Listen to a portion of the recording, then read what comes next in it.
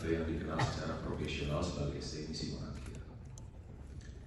Dengan ini saya ingin menyampaikan pernyataan tertulis dalam kapasitas saya sebagai saksi dari para pemohon untuk memberikan keterangan mengenai praktik, permasalahan, serta ketimpangan hukum yang saya pernah alami sebagai penyanyi profesional dan pencipta lagu.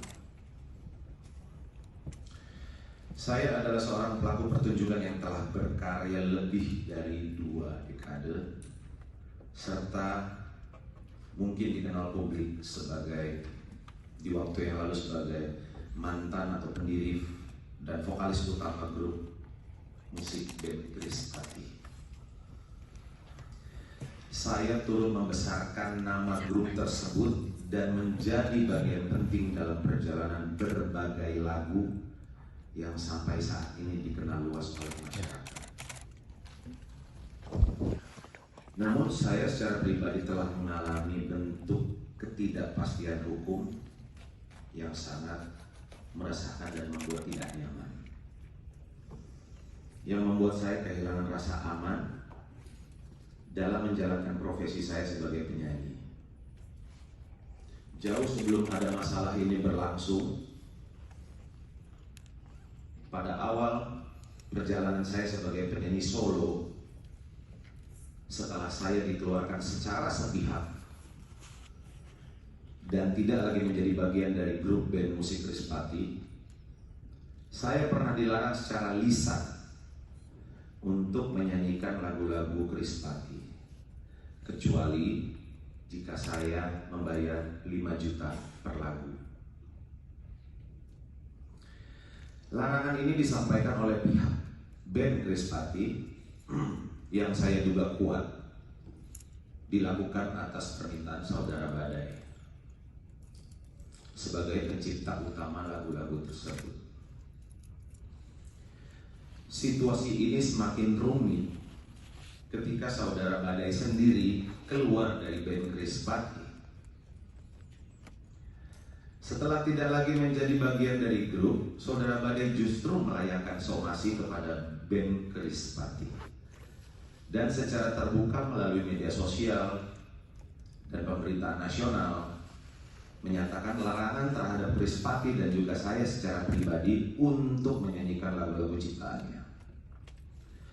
Larangan ini tidak hanya disampaikan secara informal, tetapi kemudian ditindaklanjuti melalui pertemuan langsung, di mana Badai menyodorkan draft perjanjian tertulis kepada manajemen saya dan kepada pihak band Krispati. Inti dari perjanjian tersebut adalah bahwa apabila saya atau Krispati ingin menyanyikan lagu-lagu tersebut, maka masing-masing diwajibkan untuk membayar kontribusi sebesar 10% dari honorarium atau pendapatan off-air yang diperoleh dari pertunjukan yang membawakan lagu-lagu tersebut.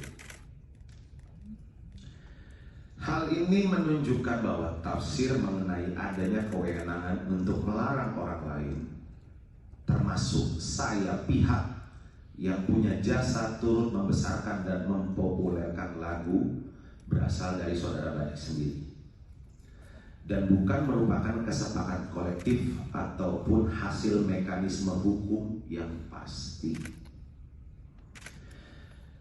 Jujur, saya secara pribadi tidak pernah menyetujui ketentuan tersebut dan memilih untuk tidak menindaklanjutinya, karena saya meyakini dan sangat yakin bahwa posisi saya sebagai pelaku pertunjukan yang sejak awal mempunyai jasa dan telah membesarkan dan merekam lagu-lagu tersebut secara sah, tidak seharusnya diperlakukan seolah-olah tidak memiliki hubungan hukum atau kontribusi apapun terhadap karya-karya tersebut.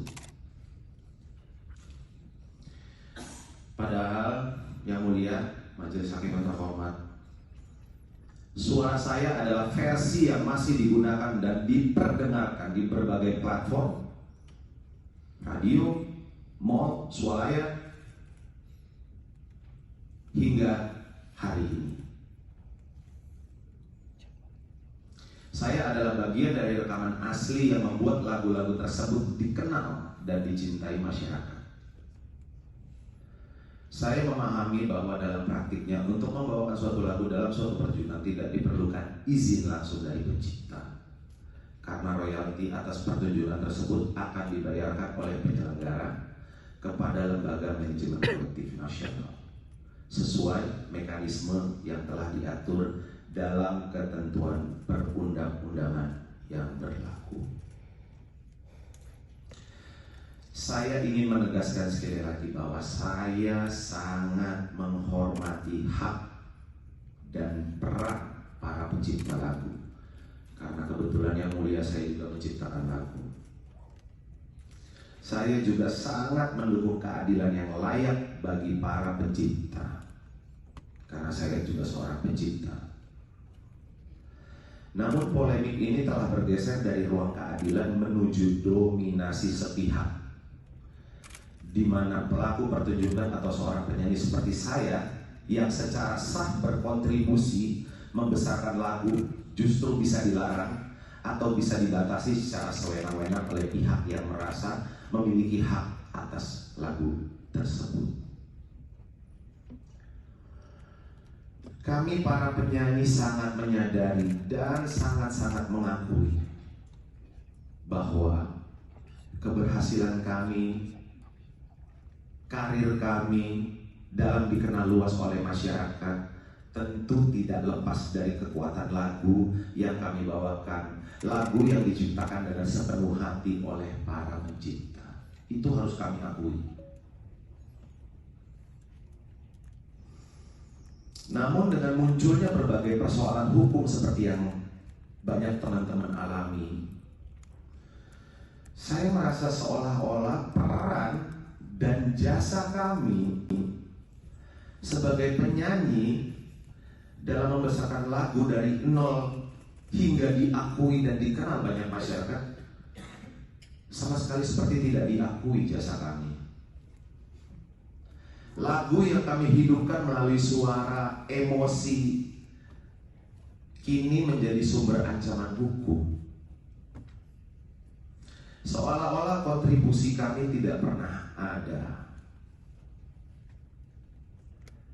Padahal tanpa kami yang menyanyikan dan mempopulerkannya, lagu-lagu itu mungkin tidak akan pernah mencapai hati publik sebagaimana yang terjadi hari ini. Jangan berpendapat itu harus bukan saudara. Kalau saksi hanya yang dialami. Ya. Bisa saya teruskan yang mulia? Bisa, waktunya tinggal 2 menit.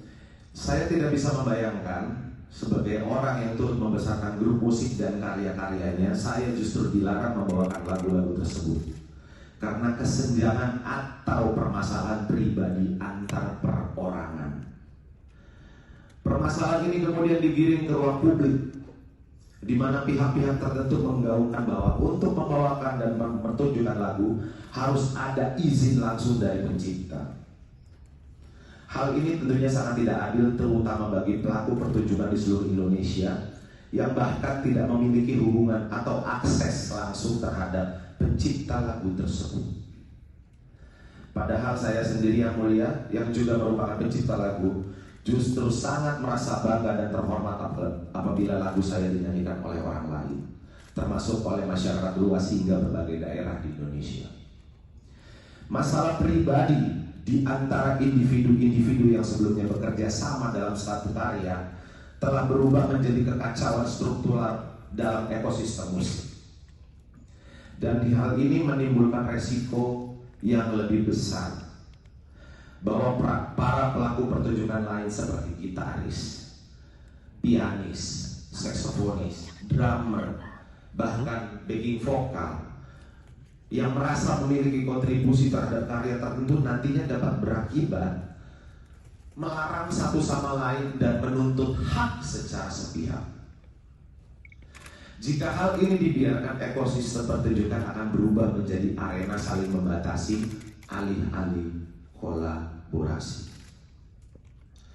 Saya mengalami langsung bagaimana sebuah tafsir sepihak dari mantan rekan kerja dapat berubah menjadi pembatasan dan ancaman terhadap kebebasan saya sebagai penyanyi. Ini adalah bentuk nyata dari hilangnya jaminan rasa aman untuk melaksanakan profesi secara sah dan merupakan bentuk kerugian konstitusional yang nyata sebagaimana dijamin dalam Undang-Undang Dasar Negara Republik Indonesia tahun 1945. Khususnya hak atas kepastian hukum yang adil serta hak untuk merasa aman dalam menjalani kehidupan sebagai warga negara dan profesional. Hakikatnya, sekali lagi saya ulang yang mulia, hakikatnya hampir semua lagu membutuhkan kerja kolektif, kerjasama dari berbagai pihak.